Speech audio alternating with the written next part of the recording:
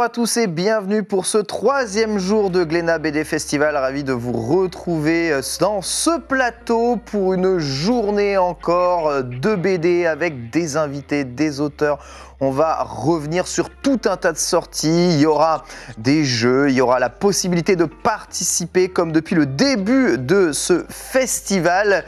Une grande journée qui nous attend encore aujourd'hui avec au programme, si vous pouvez le voir, on commencera immédiatement par une conférence spéciale Disney, donc une émission consacrée à Disney. Glénat édite et publie les bandes dessinées de Disney depuis pas mal d'années. On va s'intéresser justement à ce procédé, où sont les auteurs, où sont les dessinateurs, comment est-ce que ça fonctionne pour obtenir les droits de tel ou tel personnage de Disney. Dans quelques instants sur le plateau, on reviendra ensuite après sur d'autres sorties avec Dooms et Sora. D'ici 1 heure, on sera là pour parler de leur bande dessinée, puis on aura un live spécial Bergère guerrière aussi et un live spécial Loup, donc 2 gros lives en fin de journée que vous attendez évidemment probablement tous, et une bonne journée bien chargée en programme. Et on va commencer tout de suite avec la spéciale Disney. J'ai le plaisir d'accueillir face à moi, 5 ans qu'on ne s'était pas vu, Michirachi. Comment ça va, Michirachi ?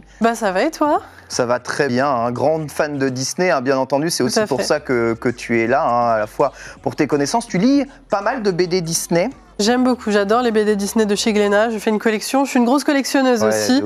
Donc j'adore les étaler sur mes étagères. Bon, j'avoue, je les ai pas toutes lues parce qu'il y en a tellement qui sont sorties, mais j'en ai lu quelques-unes de vous d'ailleurs. Et j'ai beaucoup aimé, et j'adore. Elles sont magnifiques et les histoires sont très très cool. Tout le monde a la chance de ne pas avoir un, deux, mais 3 auteurs sur le plateau de plus de 3 BD différentes, à commencer par Alexis Nem. Bonjour Alexis, comment ça va ? Ça va bien. Tu es en forme ? Ouais, content d'être là. Bienvenue sur le plateau. Alors toi, tu publies bientôt Terror Island, et il me semble que tu es aussi l'auteur de Horrific Land, c'est ça ? C'est ça. Alors j'ai fait Horrific Land avec Lewis Trondheim au scénario, qui était un album qui est sorti il y a 2 ans, je pense. Tu dessines et tu scénarises, des fois tu fais que dessiner, des fois tu fais les deux, c'est ça ? En fait, sur le premier album, donc Horrific Land, c'était Lewis au scénario, qui m'avait fait une petite histoire. C'est un peu grâce à lui que je suis rentré dans cette collection chez Glénat, parce qu'il était, lui, déjà auteur, avec Keramidas notamment, sur un Mickey. Et donc, grâce à lui, ça faisait longtemps qu'on avait envie de bosser ensemble. Je suis rentré dans cette collection avec un grand plaisir, parce que je suis aussi un fan de Mickey.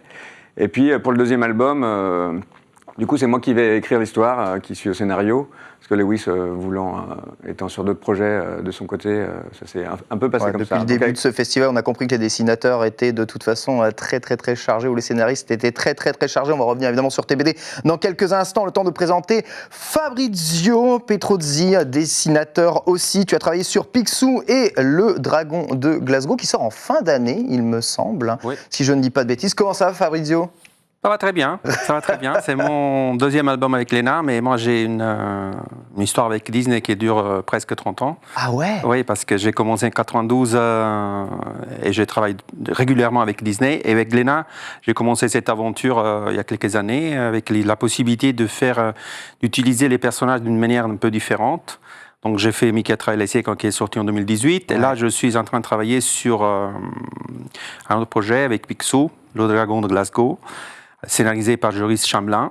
Et voilà, mais elle n'est pas encore finie. Non, elle n'est pas encore finie. On annonce la fin d'année, je sais qu'à chaque fois, c'est le travail. Je préfère parler des choses qui ont été déjà publiées que des choses non, je rigole, qui doivent être encore réalisées. Voilà. On va en parler, t'en fais pas, de tout ça avec toi. À ma gauche, Jean-Luc Cornette. Bonjour Jean-Luc, comment ça va ? Ça va. Alors toi, bien. Tu es auteur, scénariste, c'est ça ?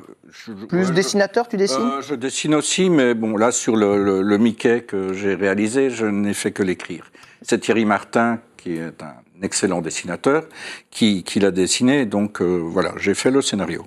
Mickey et les 1000 pattes, c'est le nom de la BD déjà sortie d'ailleurs chez Glénat, que vous avez publié ici. On voit une immense quantité à la fois de personnages de chez Disney, mais aussi d'histoires différentes. On voit Donald, on voit Picsou, il y a Goofy, il y a Mickey, bien entendu. La question que je me pose, c'est comment est-ce qu'on en vient à travailler avec des personnages de Disney comme ça? Comment ça fonctionne? Comment Disney accorde le droit de faire une BD? Est-ce que ça vient de sérialisation, je ne sais pas, du journal de Mickey ou du journal de Picsou, et ensuite ça transposé en BD, ou est-ce que ce sont des histoires originales qui sont, eh bien, comme ça, issues... Je peux... Mais bien sûr. Okay. Pour ce qui concerne cette collection en particulier, la collection Glénat, ouais. C'est une collection un peu particulière parce que ils ont donné la possibilité à des auteurs qui ne venaient pas de la bande dessinée Disney, mais qui venaient de la bande dessinée franco-belge, de pouvoir s'exprimer dans un contexte un peu différent qui était celui de Disney. Donc, c'était le rêve de Jacques Glénat de travailler, un des rêves de Jacques Glénat, j'imagine qu'il y en a d'autres, mais un des rêves c'était de travailler avec cette marque, avec Disney, et donc il a proposé à des auteurs d'essayer de dessiner, de s'y mettre dans cet univers. Mais l'idée c'était vraiment que l'auteur rencontre Disney. Et ça, c'est une démarche assez particulière et qui est différente des autres éditeurs qui travaillent avec les personnages de Disney. Toi, Fabrizio, tu dis que ça faisait 30 ans que tu travailles dans l'univers de Disney. Avant, tu travaillais pour quel magazine, peut-être? Bande dessinée? Avant les 30 ans ou... Ouais, avant les 30 ans. Non, avant de publier des BD. Non, je travaillais, j'ai commencé en Italie, après j'étais 10 ans dans les studios Disney à Paris, c'est pour ça que j'habitais à Paris. Et ensuite, j'ai travaillé dans la bande dessinée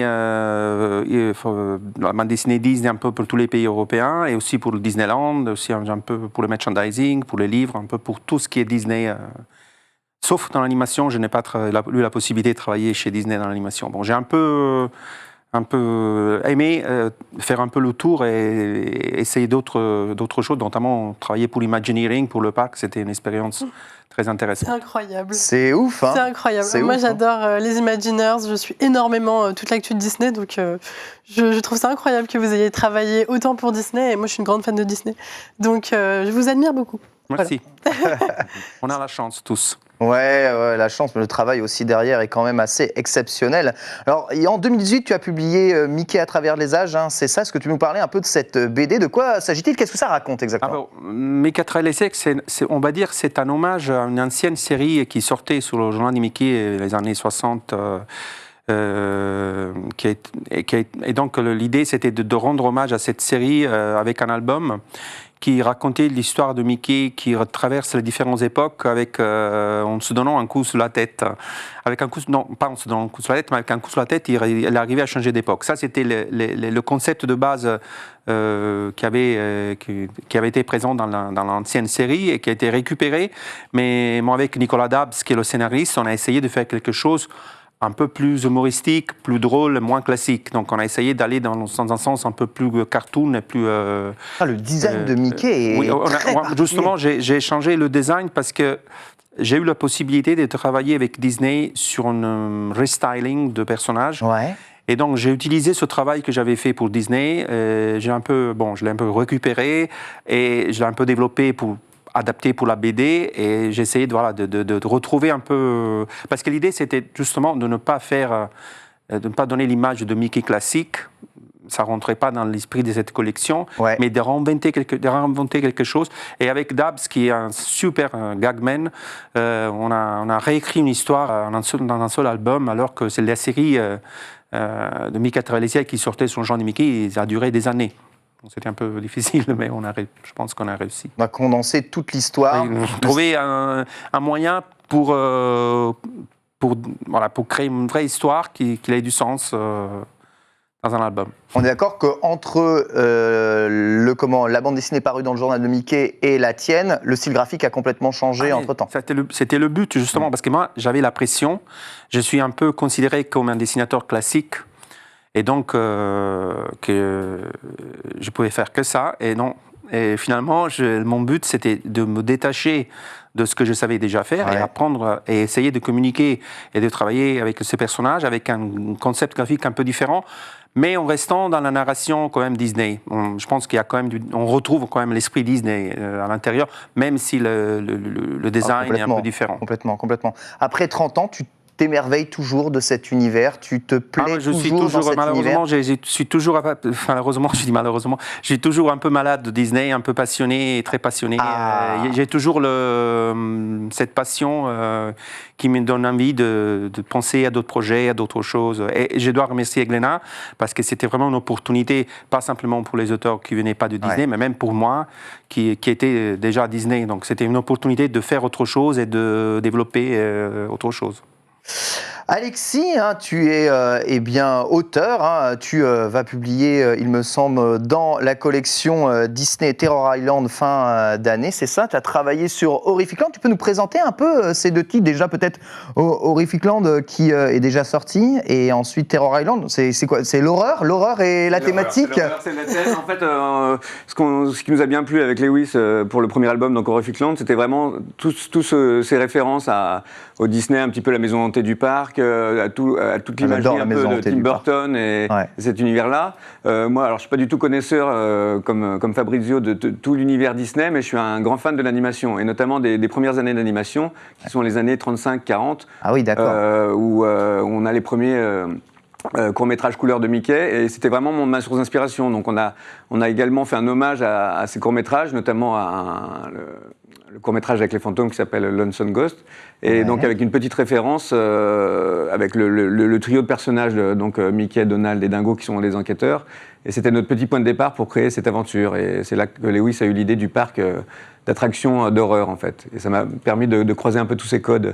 Alors on va retrouver des zones, des lieux, des thématiques liées à la maison hantée de Disneyland Il y a des petits clins d'œil à différents courts-métrages. Il y a des clins d'œil aussi à un court-métrage d'animation qui s'appelait La danse des squelettes, je ne sais plus quel est le titre, qui est un noir et blanc, un des premiers Silly Symphony, je crois que c'est le premier d'ailleurs, un des premiers, et donc il y a des petits clins d'œil comme ça, visuels à ce court-métrage. Il y a un clin d'œil donc à Lonesome Ghost avec effectivement le trio d'enquêteurs et un peu la tête des fantômes que j'ai repris. Et moi, c'est vrai que c'est quelque chose qui m'a toujours plu, cet univers des courts-métrages, notamment les fonds peints, le travail de design, des décors, des choses comme ça. Donc j'avais envie de faire beaucoup de clins d'œil à ça, et puis des clins d'œil à Tim Burton aussi, avec ce qu'on peut appeler les clichés de l'horreur, avec les formes de maisons hantées, les formes des monstres ou le cimetière, des choses comme ça. Donc, alors dans Horrific Land, ça se passe comment? La bande à Mickey arrive et c'est Scooby-Doo, on doit trouver... Il y a aussi un petit lien avec Scooby-Doo que j'ai essayé de garder d'ailleurs dans la prochaine histoire. C'est la même équipe, avec... J'avais envie de rester dans la même ligne, c'est-à-dire une enquête, des clins d'œil aussi à des courts-métrages, donc j'en ai choisi d'autres, ce sera un peu la surprise, d'autres courts-métrages des années 35. Et puis, alors là, c'est plus référencé, je dirais, Indiana Jones peut-être, avec des labyrinthes, des boules qui roulent et des choses comme ça. Donc des petits clins d'œil à notre culture pop de ce monde-là, un peu horrifique, tout en ayant une histoire un petit peu amusante. Terror Island en 2022, ça s'annonce bien. Tu sens toi aussi j'ai les aussi délais. Encore un peu de travail, mais je vais être calé, je vais tenir mes délais. C'est bon. En tout cas, je te souhaite bon travail, Jean-Luc. Bienvenue parmi nous. Tu es bien co-auteur de Mickey et les Mille Pattes. Tu peux nous parler un tout petit peu de cette BD? C'est un Mickey qui se passe au Moyen Âge, et d'ailleurs le titre de travail pendant le temps qu'on a mis à la réalisation, c'était Mickey au Moyen-Âge, mais bon, c'était pas génial comme titre. Mickey au Moyen-Âge, voilà. Bon. Voilà, donc, vu qu'il y a une sorte de magicien qui a des poudres, entre autres, une poudre qu'on utilise beaucoup dans ce récit, qui multiplie les personnes quand ils reçoivent la poudre sur eux, les personnages, et c'est Patibulaire, qui est un méchant classique des aventures de Mickey, qui en profite et qui se démultiplie à l'infini. Et je dois reconnaître que même si je suis le scénariste, c'est pas moi qui ai trouvé le titre, c'est Thierry Martin, donc le dessinateur, qui, en faisant un projet de couverture, il s'est dit, mais il y a 1000 patibulaires, il y a 1000 pattes, donc c'est Mickey et les 1000 pattes. Et voilà, le bon jeu de mots de couverture. Et c'est mieux que Mickey au Moyen-Âge. Oui, voilà. Mais on est très, très content de ce titre. Et je suis très déçu de ne pas l'avoir trouvé moi-même. Mais c'est pas grave, le principal, c'est l'arrivée. Et donc on a fait 4 grands chapitres et ça se passe aux 4 saisons. C'est pas indiqué, mais en lisant, on remarque parce qu'on commence toujours sur la même page avec une petite maison où habite Mickey, et on voit le climat qui change, la neige, les beaux temps, l'automne. Et il y a Minnie, il y a Pluto, et puis il y a Dingo, qui est dingue. Mon personnage préféré. Et on joue avec tous les codes du Moyen-Âge, donc les tournois, les châteaux, le dragon, évidemment, il y a une histoire de dragon. Et bientôt une autre histoire de dragon. Donc, Non, mais c'est un vrai dragon. Ah bon. Voilà. C'est une métaphore. Ah, ok. Bon, c'est bon alors. Non. Et voilà. Et nous, c'est vrai que moi, les influences que j'ai de Disney, c'est plus le cinéma que les bandes dessinées, parce que je suis belge et en Belgique, gamin, on lisait tous les magazines Tintin et Spirou. Et par exemple, Mickey Magazine et Pif Gadget existaient aussi, mais c'était plus... c'est plus français, quoi. Okay. Et ce qui fait que moi, j'étais un fan des longs métrages, et aussi des courts métrages, mais surtout des longs métrages de Disney. Donc j'ai une culture plus qui va de Dumbo à Pinocchio, à Cendrillon, La Belle au Bois dormant, La Belle et le Clochard, ces choses-là. Et puis, bon, là, on peut voir un peu la référence avec le Mickey, L'Apprenti sorcier, où là, c'est les balais qui se dédoublent avec les seaux d'eau dans Fantasia. Et, mais voilà, je viens plus de cette influence-là. Et puis, on a une autre influence qui est plus franco-belge, mais qui n'est pas Disney, que les spécialistes en BD vont peut-être repérer, mais qui est en fait une série qu'on aime beaucoup, Thierry et moi, qui est Jean et Pierre Louit. Okay. Qui est donc de Peyo, qui a fait les Schtroumpfs. Et en fait, on adore cette ambiance du Moyen-Âge. Donc on l'a un peu volé à cette série-là pour la mettre dans du Mickey. C'est ça qui est formidable avec l'univers du Disney, c'est qu'en fait on peut faire absolument tout ce qu'on veut, hein, peu importe l'époque, le temps, le sujet, on peut absolument tout aborder. C'est ce qui vous plaît aussi lorsque vous travaillez dans cet univers-là ? En fait, si je peux me permettre, moi je joue comme un enfant. C'est comme si on me donnait des Playmobil ou des personnages, et puis voilà, et je joue avec eux, et l'histoire se crée, quoi. Fabrizio, toi aussi, pareil ? Pour moi, c'est des acteurs. Donc, finalement, des personnages de Disney, c'est des personnages iconiques qui sont des vrais acteurs. On peut les mettre partout, ils sont toujours là. Ils peuvent s'adapter à faire des histoires un peu nostalgiques, des histoires modernes. C'est peut-être ça la raison du succès. C'est parce qu'ils ne sont pas confinés à une époque, à un style, à quelque chose de très particulier. Mais dans l'univers BD, les personnages de Mickey, ils ont tout fait. Ils ont fait les parodies. Moi, je viens d'Italie, où la tradition de BD Disney elle est très importante. Et il y a eu beaucoup de grands scénaristes et grands dessinateurs qui ont fait plein ils ont utilisé les personnages d'une manière très différente. Du Moyen-Âge, dans le futur, et on les retrouve toujours. Donc, on ne se pose pas la question de pourquoi ils sont là. On sait qu'ils peuvent tout faire. Et ils peuvent partout. C'est ça. C'est acquis par les gens. Donc, finalement, on l'accepte, l'idée de les voir au Moyen-Âge ou en même temps de les voir dans le futur. Ce n'est pas un problème. Alexis, il y a quand même des choses qui ne sont pas possibles à faire avec les personnages de Disney, des choses interdites. Ça ferait un bon titre putaclic, ça, de vidéo YouTube. Oui. Tu peux nous montrer ce qu'on ne peut normalement pas montrer. Je suis l'exemple des batailles de thèmes avec Disney, peut-être sur les choses où on ne peut pas aller trop loin. C'est possible parce qu'on a effectivement eu pas mal de mal à commencer l'histoire qui devait se passer dans un cimetière, et on a dû expliquer quand même plusieurs fois que c'était un faux cimetière, que c'était un parc d'attraction, parce qu'il y a des thèmes qu'on évite de traiter pour différentes raisons. Alors d'abord parce que le public de Mickey avec les séries télé est devenu de plus en plus jeune. Aussi à cause des traductions, c'est-à-dire qu'il y a quand même des thèmes qu'on a l'habitude d'aborder dans la BD en France et qui ne sont pas forcément abordables dans d'autres pays, que ce soit des choses un peu plus le décalage, par exemple, avec les tranches d'âge, où il y a des choses qui passent un peu moins dans d'autres pays. Donc, bien sûr, tout ça fait une forme de limite à ce qu'on veut raconter. Alors, nous, on s'est battus pour faire passer les images du cimetière, qui était un peu le cœur du parc, ce qui est vraiment le truc qui faisait Tim Burton, et en plus c'est une image qu'on a déjà vue dans donc, certains Mickey, mais aussi dans les histoires de Picsou et des choses comme ça. Sauf que maintenant c'est un peu plus délicat, mais à force d'insister, on a réussi à faire passer à peu près ce qu'on voulait. Ça s'est bien passé. Il y a quand même un peu des bras de fer, mais ce que tu es en train de me dire, c'est que quand vous pensez une BD, contrairement peut-être à pas mal d'auteurs que j'ai reçus, là on pense ces BD-là pour l'international. Ces BD, elles vont être traduites, elles vont être publiées partout dans le monde?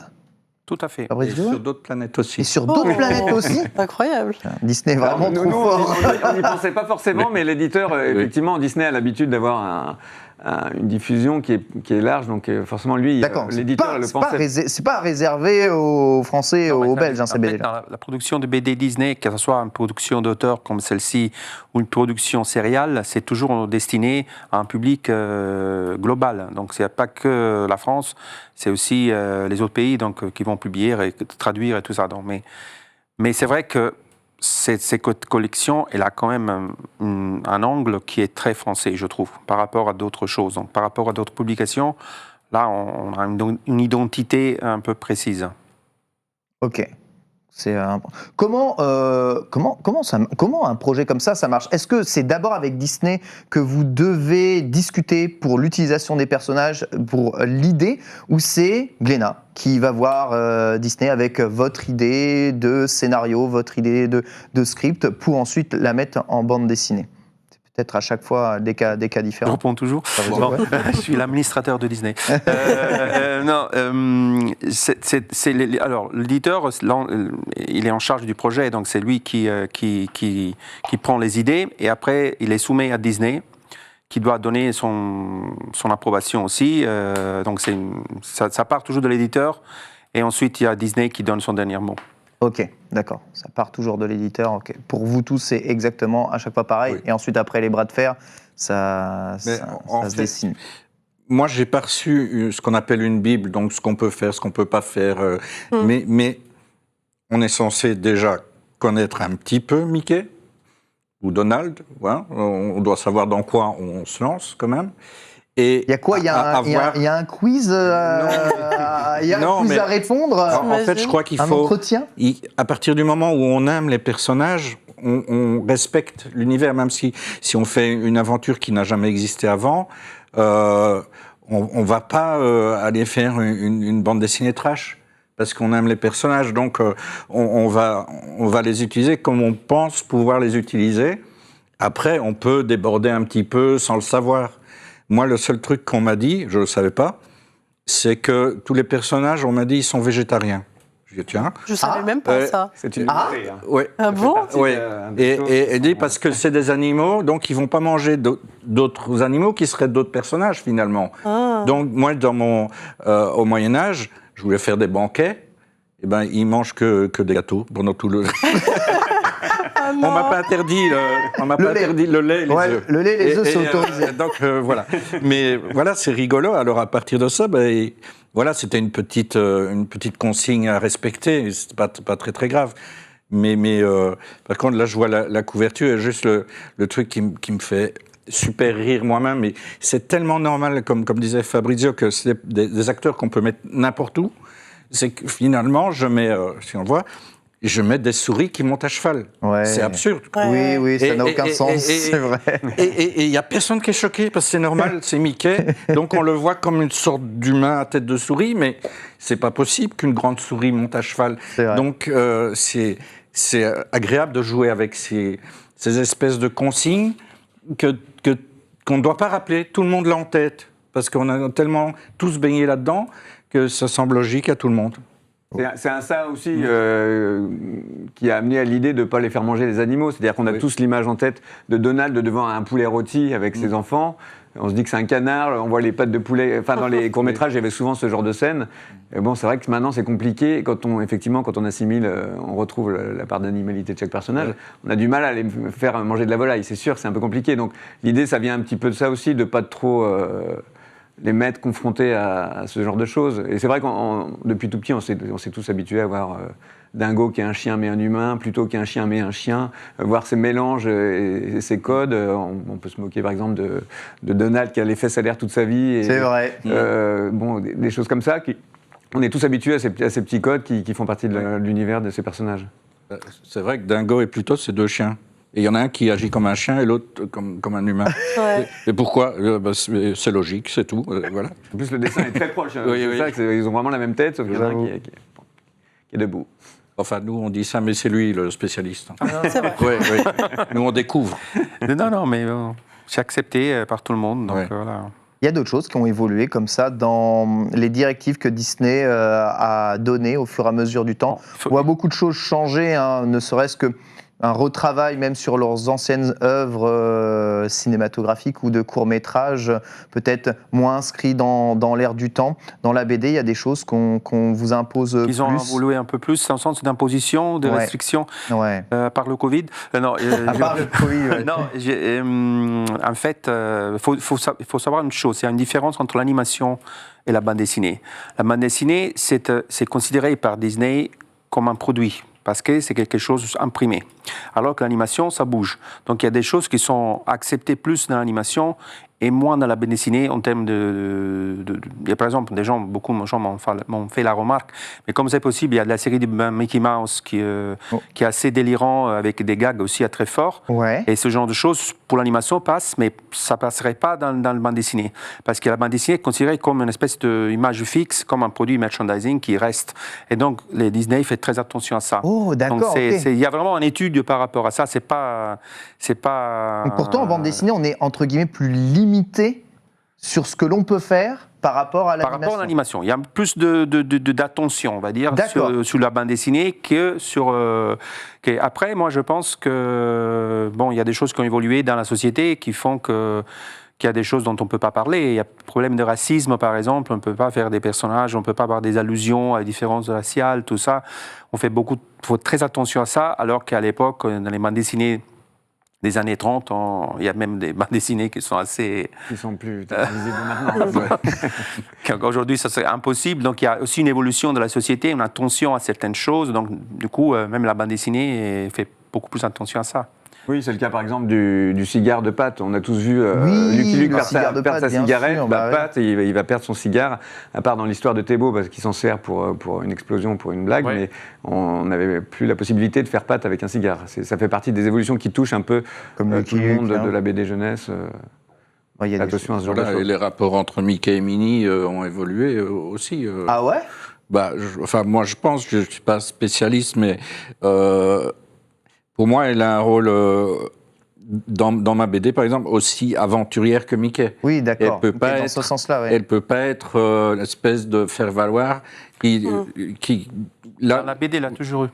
Oui. Même dans la première BD de Mickey, Death Valley, elle est partie à l'aventure avec Mickey. C'était vraiment un couple. C'était un concept. Après, c'est vrai que, comme tu dis, c'est vrai qu'elle était un peu à la maison et Mickey partait à l'aventure. Mais disons qu'au début des histoires de Godferson, il y avait vraiment Mickey et Minnie qui étaient ensemble dans l'aventure.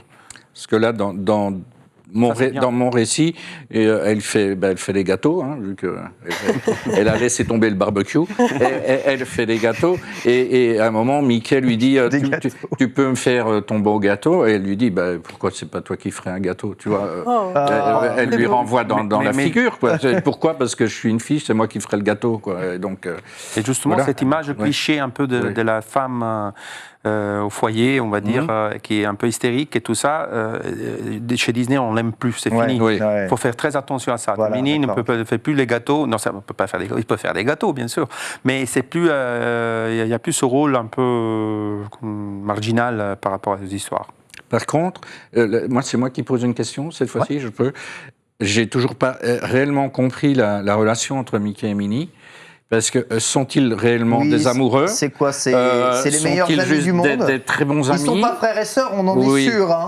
Mais c'est très ambigu. Oui, voilà. Mais disons que toutes les allusions à la sexualité sont interdites chez Disney. Bannis. Oui. Donc même, on est tous des oncles, il n'y a pas de parents. Il n'y a pas de parents. Il n'y a pas de parents, sauf dans un film d'animation Goofy Movie qui est sorti il y a quelques années, il y avait le fils de Dingo Max. De Dingo, qui, c'était la seule fois où on avait une relation directe parentale. Et c'est pour ça qu'il y a une énormité de tantes, d'oncles, mais il n'y a pas de... Ouais. C'est bizarre. Mais oui, oncle Picsou, oncle Donald. Oncle de qui? Oui.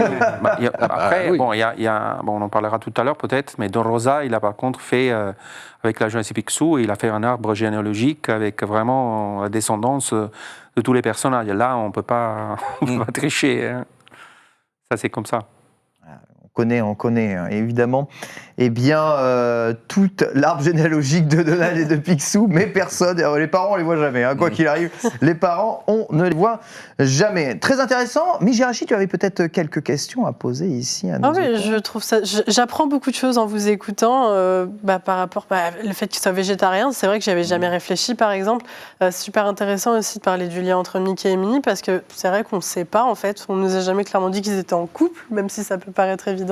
Et non, c'est super intéressant de discuter avec vous et surtout de savoir que vous n'avez pas tant de liberté que ça. Pourtant, je trouve que les BD, c'est très libre, la manière dont Mickey est dessiné, notamment dans vos BD. Moi, j'adore, c'est des styles design qui sont super originaux. Et c'est vrai que moi, avant de découvrir les BD Glénat, je ne pensais pas que Mickey pouvait avoir des styles différents que ceux imposés basiquement du Mickey, quoi. Donc... non, j'ai pas vraiment de questions, mis à part félicitations pour vos créations. Et juste pour revenir par rapport à Minnie, ce qui est super intéressant, là il y a une annonce qui vient d'être faite à Disneyland Paris et va y avoir Minnie pour la première fois qui va être en costume avec un pantalon. Et c'est la première fois qu'on va voir Minnie en pantalon. Et du coup, ça part dans l'évolution toujours. Je crois que c'est designé par Stella McCartney, si je dis pas de bêtises. Et voilà, ça part dans l'évolution de la femme. Et je trouve ça super cool que ça soit représenté depuis si longtemps chez Disney et qu'on continue. Donc peut-être qu'un jour, vous dessinerez Minnie avec des pantalons, si c'est pas déjà le cas, je sais pas. Mais voilà, je trouve ça super intéressant et j'ai hâte de voir l'évolution et les prochaines BD. Ouais, moi, je trouve ça super cool, personnellement. Ce que je trouve vraiment sympa, c'est la liberté de design possible. Donc Mickey, même si vous en parlez en tant qu'acteur, mais c'est aussi une mascotte. Et souvent, toucher aux mascottes, toucher à la représentation d'une mascotte, ça peut être très compliqué. Ça, c'est très différent entre la vision américaine, justement, des personnages et la vision qu'on peut avoir au Japon des personnages. Au Japon, jamais on touche Pikachu, par exemple. Il est intouchable. On ne fait pas d'autres designs ni quoi que ce soit avec le personnage. Ça n'existe pas, alors que là, on a plus de liberté. C'est comme disait Fabrizio, c'est un acteur qui peut être mis dans plein de situations. Donc depuis des dizaines d'années, on le sait. Donc il n'y a plus de risques. Par exemple, moi je compare avec les Schtroumpfs que j'aime beaucoup. Pour moi, les Schtroumpfs, c'est un personnage qui vient justement de Jean et Pierre Louit. Ils sont apparus au début dans un album, La flûte à six Schtroumpfs de Jean et Pierre Louit. Donc Jean et Pierre Louit se passant au Moyen-Âge. Pour moi, les Schtroumpfs, même si on voit que le village Schtroumpf, dans ma tête, ça a toujours été au Moyen-Âge. Et puis tout d'un coup, l'album 11 ou 12, il y a les Schtroumpfs olympiques, ils sont aux Jeux olympiques. Et ben moi, ça m'a cassé le truc, quoi. C'était plus possible, parce que c'est les Jeux olympiques modernes, quoi. Donc, ce besoin de l'or, ce besoin de temporalité. Voilà. Mais parce que là, la série était justement très limitée dans un concept très défini.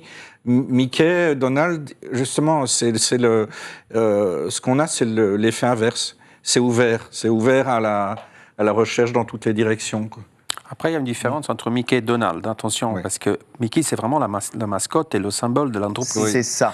Donc, il faut faire vraiment... Là, il y a beaucoup plus d'attention de la part de Disney par rapport au personnage de Mickey. Mais plus libre sur Donald, parce que normalement, les familles de Donald et la famille de Mickey sont séparées. C'est-à-dire, ils vivent des aventures dans un univers parallèle, mais différentes. Il y a peu de fois où ils se rejoignent, mais c'est surtout dans l'animation où il y a eu, par exemple, comme disait justement Alexis, les histoires de trio. Il y avait le fameux trio Mickey, Dingo, Donald. Mais sinon, les deux univers, l'histoire de Donald, ils ont eu beaucoup de succès avec Barks.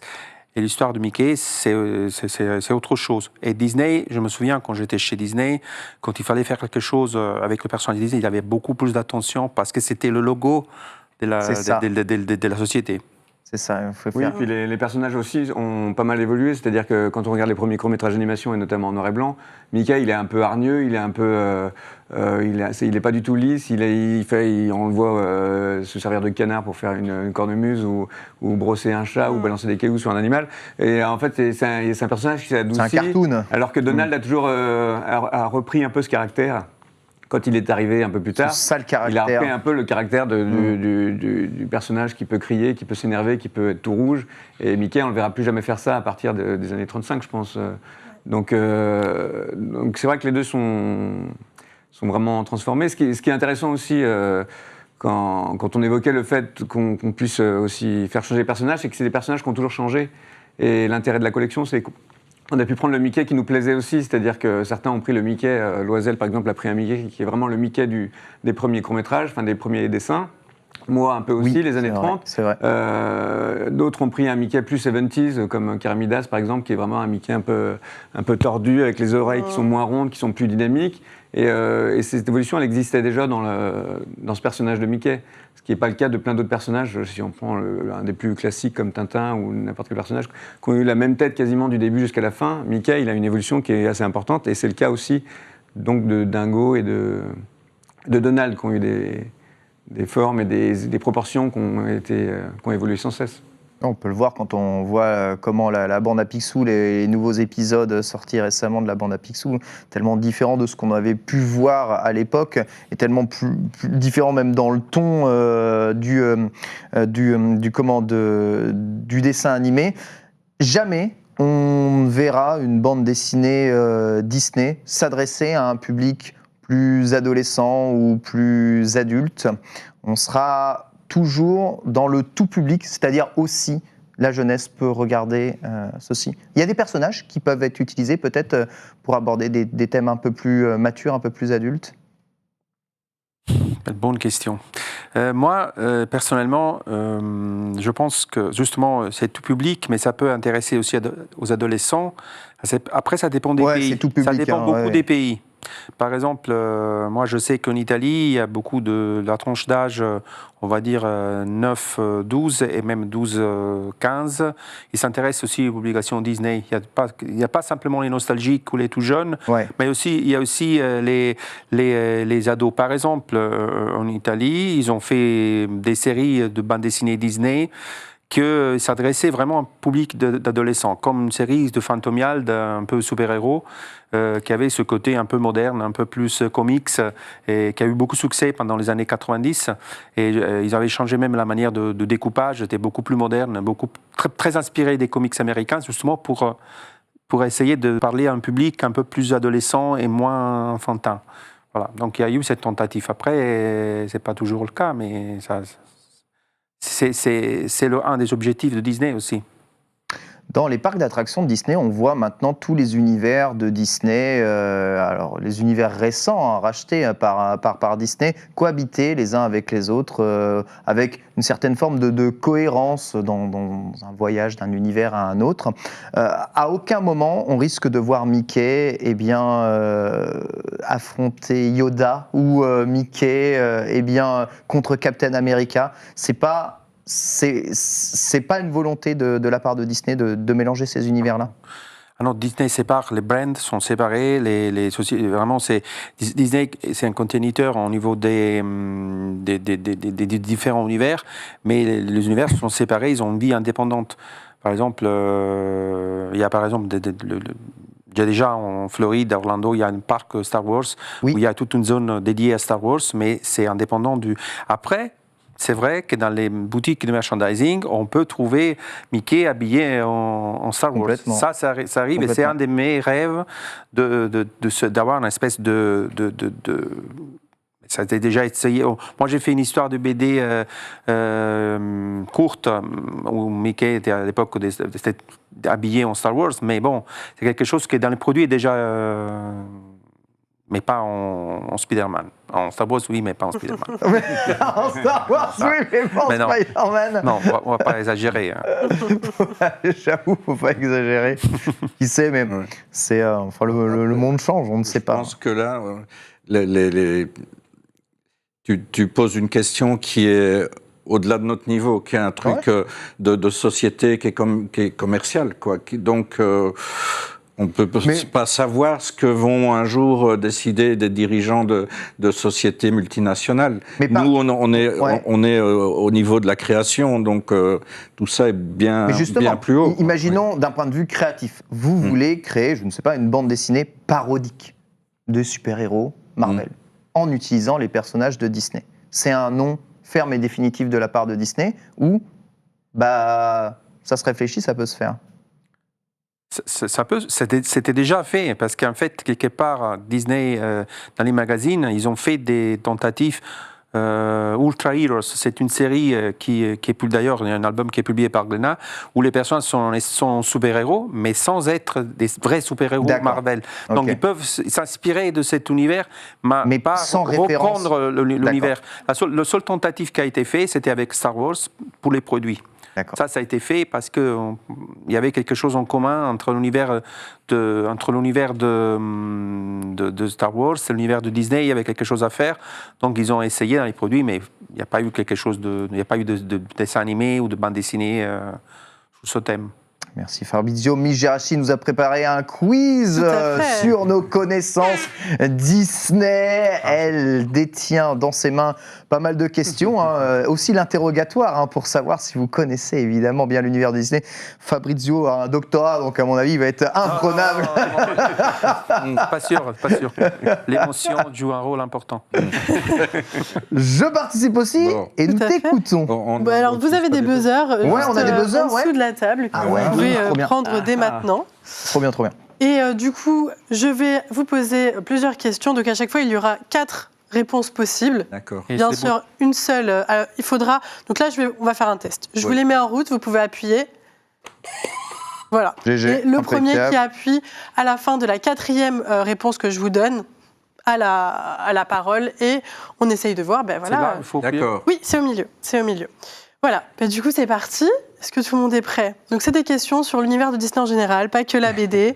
Donc voilà, j'espère que vous allez vous en sortir. Évidemment, dans le chat, vous pouvez participer aussi. Et si on connaît la question avant que tu donnes les 3... Moi, je ne mets en marche les buzzers qu'à la fin des 4 questions. Donc ça sert à rien. Okay. Donc il faut être le premier à appuyer à la fin de ma 4e proposition en fait. Ah ok, il y a 4 propositions, ça va être beaucoup plus facile. Et on peut tenir le bras du voisin. Ah.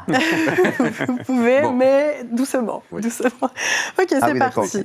Alors du coup, ma première question. Quel personnage Francis Lalanne a-t-il doublé? A. Milo Touch, Tantor, Pacha ou Quasimodo? Quasimodo, bien entendu. Tout à fait. Je sais pas si vous... Ça, c'est du doublage français, donc c'est la seule question un petit peu comme ça. Mais voilà, du coup, Francis Lalanne. J'aurais préféré ne pas le savoir. Mais son doublage est très bien. Un auteur belge, un auteur italien. Il n'y avait qu'un auteur français qui pouvait répondre. La voix, non, j'aurais même pas fait. Francis Lalanne vit à Bruxelles. Ah ouais? Oui, mais on vous le rend bientôt. Merci beaucoup.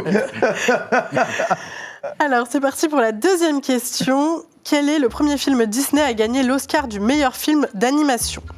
Le Roi Lion, La Reine des Neiges, Blanche-Neige ou La Belle et la Bête? C'est moi. Qu'est-ce que tu en dis? Je pense que c'est La Reine des Neiges. C'est tout à fait ça, bravo. C'est La Reine des Neiges. Alors, on pourrait croire que c'est Blanche-Neige parce que, du coup, Blanche-Neige...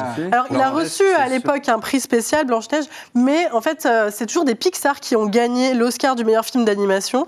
Et Disney, la première fois qu'ils ont gagné, c'est sur La Reine des Neiges. J'ai failli me faire avoir, alors, parce que je ne savais pas que Blanche-Neige avait eu un truc. Parce qu'il a été créé dans les années 2000, en fait, l'Oscar. Donc, ça a toujours... Voilà, c'est pour ça. Blanche-Neige, il a reçu pas... C'est pas l'Oscar du meilleur film? Il a eu des prix, mais... Pas du meilleur film d'animation, mais il a reçu un Oscar spécial avec les nains et tout ça. C'était vraiment incroyable. Mais c'était pas le meilleur film d'animation. Un grand Oscar. C'était le petit. Un grand Oscar et 7 petits. Et 7 petits. Tout à fait. Oui, je crois. Tout à fait. C'est ça, 7 petits. C'était vraiment magnifique. Et je sais pas qui a cet Oscar entre les mains à l'heure actuelle, mais j'aimerais bien l'avoir en tout cas. Alors, on continue. Comment se nomment les neveux de Mickey? Coco et Soussou, Nono et Pilou, Bobo et Mimi ou Jojo et Michou? Jojo et Michou. Tout à fait, Jojo et Michou. Bon, ça... Morten Ferdi en anglais, Tippetap en italien, mais bon, ça, c'était pas dit. Et en italien, c'est Topolino, Mickey, non? C'est pas quelque chose comme ça? Oui, Tippetap, c'est les neveux. Mais pourquoi il change de nom, Mickey, en Italie? Parce qu'on est italien, donc comme ça. Je sais pas, c'est une question... Surtout que c'est très éloigné, Topolino. Oui, mais même en Espagne, Donald, c'est Pato Donald. Voilà, donc... Non, Mickey, c'est vrai qu'en Italie, on l'a changé. Pas quoi. J'aime bien, moi, Topolino, c'est mignon. C'est reparti avec la 4e question sur Aladdin. Quel est le deuxième vœu d'Aladin? Est-ce que c'est libérer le génie, transformer Jafar en génie, être sauvé de la noyade ou sauver Jasmine du sable? Ah, transformer Jafar en génie? Non, Quoi? c'est pas ça, Libérer c'est le pas génie. ça. Je vous redonne... Ah non, c'est le troisième vœu. À être sauvé de la noyade. Être sauvé de la noyade, c'est ça, son deuxième Parce que vœu. le premier Donc en vœu, fait, c'était de libérer le génie. c'est le troisième vœu, libérer le génie. Ah, troisième vœu. C'est le troisième Ah non, vœu. parce qu'il lui reste un vœu Son pour le premier, libérer. c'est devenir prince, le prince Ali. Le deuxième, en fait, il est en train de se noyer. Et c'est le génie qui dit ah, bon, tu veux être sauvé de la noyade, questions et qui le sauve de la compliquées, noyade. Ouais. Et le dernier vœu, c'est de libérer le génie. Alors, ensuite, comment se nomme la baleine qui avale Gepetto et Monstro? Et Monstro. Je viens de donner la réponse. Oui, c'est monstrueux.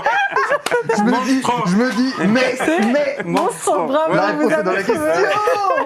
Ouais, en fait, c'était le nom de la baleine, c'était Pinocchio, Monstro. ouais. En plus, j'avais des super réponses. Horriblo, Gastro, Giganstro ou Monstro. Et c'était Ah, Monstro. gigantesco. Gastro, c'était bien. Gastro, Gastro, c'est pas Gastro, mal. c'est ce qui lui arrive après l'avoir avalé Gepetto. Oui. Mais je voulais trop vous dire la réponse, alors Ouais. du coup, je vous l'ai donnée. Bon, c'est reparti. Quel pays n'a pas de Disneyland? Est-ce que c'est la Chine, le Japon, la Corée du Sud ou les États-Unis? La Corée du Sud. La Corée du Sud, tout à fait. Et tu comptes nous humilier longtemps. Désolé. Il est trop rapide. Mais le mien, il marche pas. Il est trop J'appuie rapide. avant Mais de dès casser. que le buzzer devient vert, n'hésitez pas à appuyer Oui, directement. d'accord. Spammez comme lui. Lui, il est habitué, j'ai l'impression. C'est pour Ouais, ça, ouais. il spamme. Ça Ouais. fait plus fort, en fait. Ok, oui, tapez fort. Quel est le nom du compagnon de Géo Trouve-Tout? Godard, Filament, Boulon ou Tournevis? Filament. Ah oui, tout à fait. Ça, Ah, je me bien suis dit, c'est joué. obligé que vous alliez la voir. C'était obligatoire. De coup. Il faut... Voilà, vous avez tapé fort, ça a marché. Moi, je voulais même pas appuyer, hein, tellement il appuyait fort. Mais est-ce que tu connaissais ça, le Non. compagnon de Géo Non, non, Trouve-Tout non, je l'ai pas. Et moi, je connaissais pas non plus, du coup, et c'est un ami à moi qui connaît bien toute. C'est même pas un neveu de Donald ou quoi, mais c'est dans la En famille des italien, canards, je c'est crois. Eddie. Eddie, ok. Eddie. Moi, je suis un grand fan de Flagada Jones. C'était mon héros J'aime quand j'étais beaucoup petit. Flagada Jones. Jean Poule. Oui, c'est l'ampoule. Ouais. Alors, on est reparti. Combien d'enfants ont Pongo et Perdita dans les 101 Dalmatiens? 99, 101, 15 ou 86? 15. 15, c'est ça, tout à fait. 15. Il y a beaucoup de gens qui pensent qu'ils ont eu 101 enfants, Non, alors que pas du tout. 99, Hein. vu qu'il y a déjà deux. Vu qu'ils sont déjà deux, Oui, c'est qui sont 99, 99. oui, c'est ça. Mais il y en a plein qui pensent qu'ils les ont tous eus. Mais leurs non. vrais enfants, ouais, leurs vrais enfants, c'est Imagine, 15. Mais déjà, ils ont 15, dès le c'était début énorme. 99. Ouais, 15, c'est beaucoup déjà. Ouais. Pas pour un dalmatien. Ah, je sais pas. Non, 101, c'est bon. Ça, c'est bien. Ensuite, quel est le deuxième classique d'animation des studios Disney? Est-ce que c'est Fantasia, Dumbo, Bambi ou Pinocchio? C'est toi qui l'as. Pinocchio. Ah, C'est Pinocchio, Pinocchio, tout à fait, c'est Pinocchio. Monstro. Monstro, c'est ça, c'est Monstro. Alexis marque son premier point, bien joué. J'arrête pas de. Bah, oui, Fantasia, Dumbo et Bambi qui sont C'est les vrai. suivants, hein, qui sont Ouais. juste Fantasia, après. c'est après. Fantasia, c'est le 3. Fantasia, c'est le Oui. 3, et Ok. après on a Dumbo. Dumbo, Bon. c'est le 3. Non, Dumbo, Ah, c'est je- après Fantasia. Dumbo, Dumbo, c'est après Fantasia. Et parce après, que on a Bambi. Oui, Quel parce qu'ils film avaient plus d'argent, ils ont fait traumatisant, Dumbo à cause de l'échec de Fantasia. Fantasia, Donc, c'était ils l'ont fait compliqué. avec pas beaucoup de moyens. Tout à fait. Ah ouais? C'est un échec, Fantasia? C'était un gros échec. Et justement, pour remettre en pied le studio d'animation, ils ont fait Dumbo avec peu de moyens, mais c'est un chef-d'œuvre. Parce qu'il y a des séquences qui ont été faites. Ouais. En fait, le problème avec Fantasia, c'est qu'à l'époque, il fallait que le cinéma soit équipé d'un système de son que très peu de cinéma avait finalement. Et donc, du coup, le film était diffusé aussi dans très peu de cinéma parce que les cinémas à l'époque, en fait, c'était trop bien pour la décennie. Il a sorti trop en avance. Ils sont allés Oui, il était ça. trop avant. encore Ouais. trop loin. Trop avant. Exactement, il était trop loin. Depuis lors, les animateurs de Disney ne peuvent plus prendre de drogue. Alors qu'à l'époque de Fantasia, ils en prenaient beaucoup. Ah, tu Ouais. rentres pour Alice au pays des merveilles, il n'en restait pas. À mon avis, pour Dumbo, ils ont beaucoup bu. Hein. Je Oui. pense. Allez, on est reparti. Quel était le premier prénom donné à Mickey avant Mickey? Qui? Le premier prénom de Mickey donc, Ah, qui était pressenti. Est-ce que c'était Walter, Mortimer, Ernest ou Howard? Non, c'est pas Ah Qui, là là là qui a là. donné ça, Alexis? C'est moi? Oui, Ouais. C'était Mortimer? C'est ça, Mortimer, tout à fait. Mortimer, Ouais. mais quel enfer! Walt voulait appeler Mickey du coup Mortimer et sa femme lui a dit non mais Mortimer c'est horrible, Mais pourquoi tu Claire l'appellerais pas Mickey? Et du coup c'est la femme pas de grave. Walt qui lui a donné l'idée de Mickey. Et même heureusement en- parce que Mortimer c'est Non, mais même en terrible. anglais, on est d'accord que Mortimer, c'est pas joli. Ouais, Non. je sais pas trop Et pourquoi d'ailleurs, il a ça eu vient pas cette le idée. nom de son rival Non, ça c'est. C'est pas Mortimer Oui, c'est Mortimer, c'est devenu le rival du Mickey, ça s'appelle Mortimer. Oui, oui, bien sûr. Il me semblait. Et Mickey Mouse, ça va trop bien. Mickey Mouse. Tout va bien. Changez rien, mon Dieu. Allez, on est reparti. Lequel de ces nains n'existe pas? Paresseux, timide, joyeux, prof. Paresseux. Paresseux, tout à fait, paresseux. Ça marche pas. Non. Non. Mais j'applique une fois, hein. Mais c'est parce que... Ouais, Changer de buzzer. c'est moi qui ai le buzzer qui gagne. Parfait, parfait. Tu vas J'espère changer que les ça va comptes avec marcher. ça. Oui, Allez, c'est reparti. Quel est le nom de la mère de Simba? Est-ce que c'est Sarabi, Sarafina, Shenzi ou Kiara? Kiara. Eh ben non, c'est pas ça. Sarabi. Et on est Rends-moi reparti. Sarabi. C'est Sarabi, tout à fait, Sarabi. Kiara, c'est le nom de la fille de Simba et Nala dans Le Roi Lion 2. Voilà. Et c'est aussi possiblement le nom que j'aimerais donner à ma fille si un jour j'ai une fille. Un très joli nom. moi j'ai un chat qui s'appelle très joli. Kira. Keira. Mais c'est aussi un nom Voilà. de chat, je trouve. Ouais. Kiara, Kira. Mais Kiara, je trouve ça magnifique. Kiara. C'est un lion en fait. C'est très beau. C'est italien en plus, je crois. Kiara. Kiara. Comment détruire Très un joli. projet de prénom d'enfant en disant que j'ai un animal qui est le même nom. Ah, mais Il est vous très bien l'avez mon dit, hein. animal. Quand je dis que j'aimerais appeler ma fille Kiara, on me dit ah, mais ça c'est un prénom de lion du roi lion ou de chat et je suis en mode bon bah non, Kiara c'est aussi un prénom Voilà. Italien très Petit prénom de utilisé. chat. Lui, il aime bien Mickey. Voilà, bon. Allez, on est reparti. Quel type d'animal est le maire de Zootopie? Est-ce que c'est un coq, un lion, un cerf ou un tigre? Ça, je l'ai.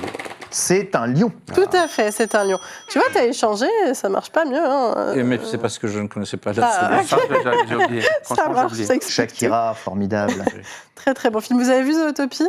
Oui. Ouais, C'est un de mes super. préférés Disney là, ces J'adore. dernières Ouais. années. Là, C'est très très bien. Je l'ai regardé hier soir. Véritable question, est-ce que vous pensez un jour que Disney reviendra à un long métrage d'animation Ah traditionnelle? non, ça, pas bon.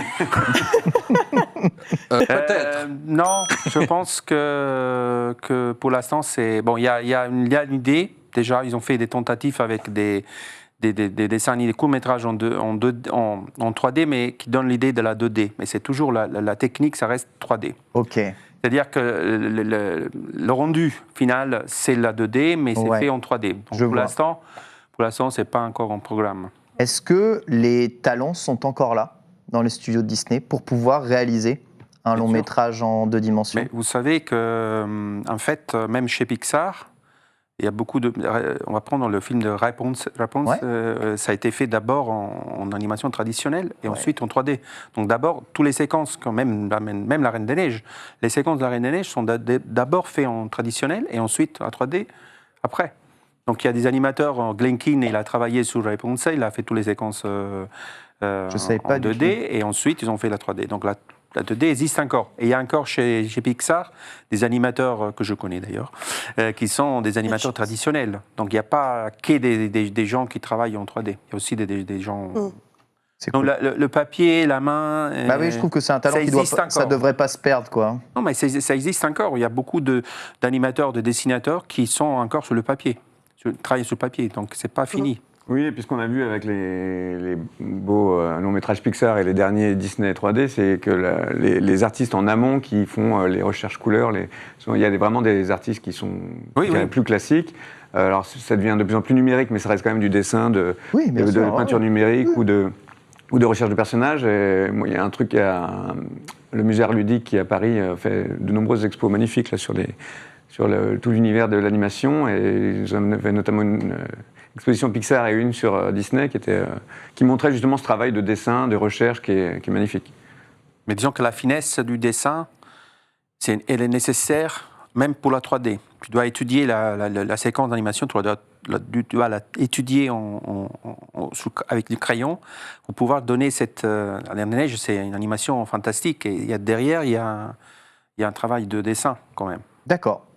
Moi, j'espère que Fabrizio travaillera dans l'animation chez Disney un jour. Un jour, c'est possible. Je vous le souhaite, parce que vraiment. Mais t'as pas travaillé dans le jeu vidéo aussi, un peu?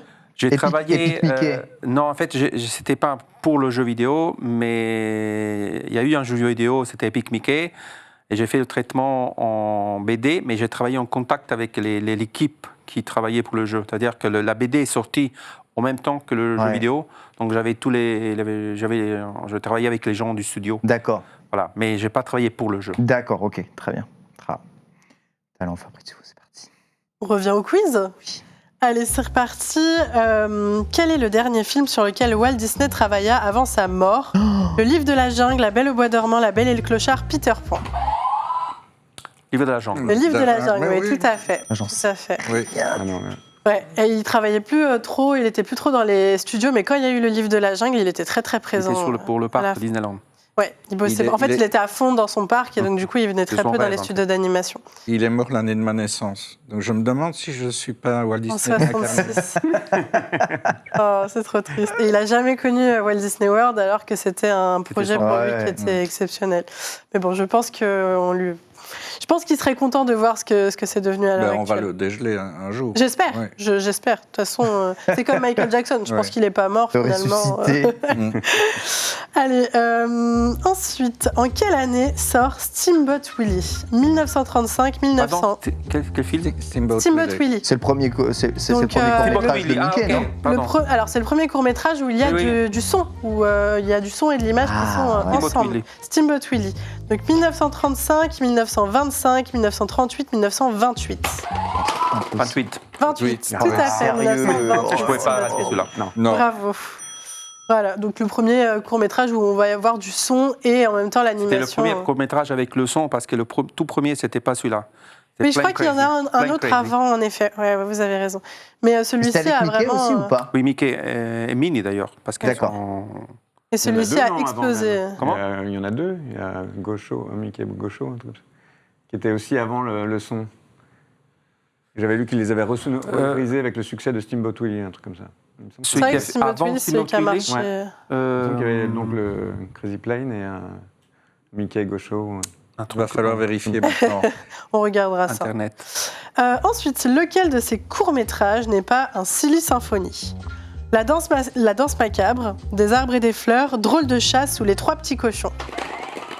Drôle de chat. Drôle de Ou chasse, Drôle c'est de ça, chasse. Drôle de chasse qui est une merry mélodie.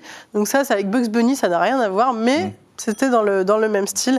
Mais voilà, en effet, du coup, tout à l'heure, vous parlez de la danse macabre avec les squelettes.